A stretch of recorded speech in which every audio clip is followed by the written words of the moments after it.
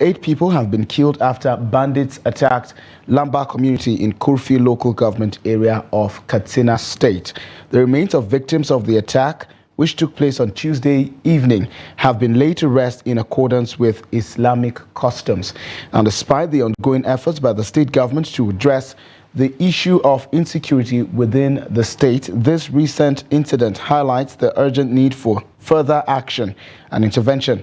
Trust TV's Jamil Mabai was present at the burial and reports that massive destruction was inflicted on properties in the affected areas.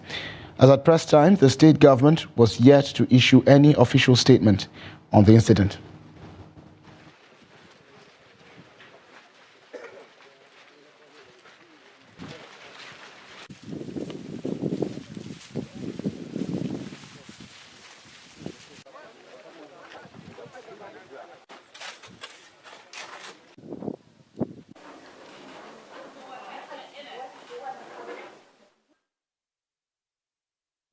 Now joining us on the News Hour is Trust TV reporter in Katsina State, Jamil Mabai, who joins to give an update. Welcome to the News Hour, Jamil. What new developments do you have for us with regards to the earlier attacks? You were at Lamba community and you witnessed the burial and interment of some of those unfortunately killed due to the attack. So what new development?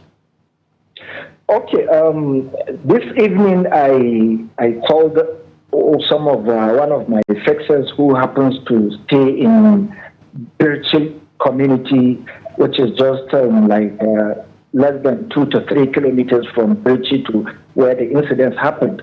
And he told me that, scores of women, young women are yet to be identified because the attack came at a time when they were not expecting. It came during the evening. The bandits, came to the community around 6 in the evening. And with the way they came with almost like 50 to 100 bikes, and they cycled the community. And this is a community with, with thousands of people and hundreds of houses. And they began shooting from house to house. And what was striking about the attack was, they came more like a vengeance attack or something, because 8 out of the 10 people killed are elderly people who cannot move from one point to another. Okay, Jamil, with regards to the community, what did you notice? And so far, has there been any presence recorded from beads, any members of the government institutions or security agencies? What's the situation in the community with regards to security? So far, the only security personnel, or I can say the people, the security personnel that rendered some help were the vigilante group and the civilian JTF from Maiduguri that are helping. But there is no sign of any police vehicle or police person. What about reactions? Okay. What about reactions from the police and also from the office of the governor? Of course, we know that in situations like this, the commissioner of police would usually respond or do so through his spokesperson. Has there been any of that form of response? No response from the police yet, and no response from the government. And this is what is really intriguing, because, attacks like these have, they do happen from time to time, pockets of attacks here and there. And the government hardly respond. That is to show you the disintegration between the government and the people. You understand? 10 people have been killed, houses have been burned, a lot of people have been dispersed.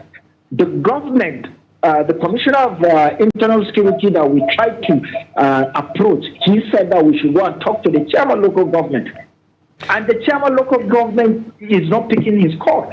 The police public relation officer we called, he didn't pick. You sent text message, he did not respond. So at this, you find it very hard on who to go to when issues like this happen. We as journalists now come to think of the people in that quagmire. the people living in those Indeed, Jamil. You earlier spoke about the presence of vigilantes and members of local security formations being present there in the village. But then again, walk me through this.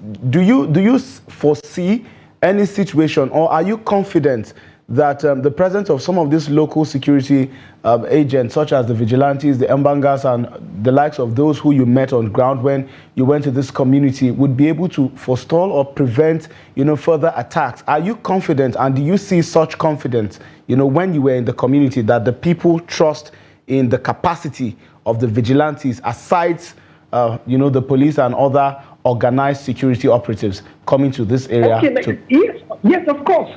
Because the vigilante is the first point of defense these people have.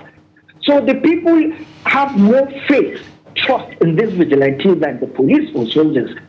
And which is quite clear. No presence of police, no presence of any soldier.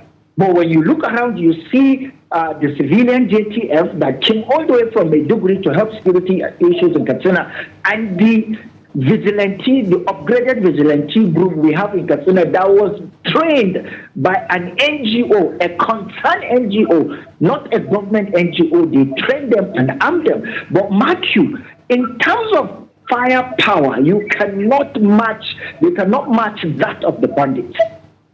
So while the vigilante have this pump action gun, the bandits use AK-47.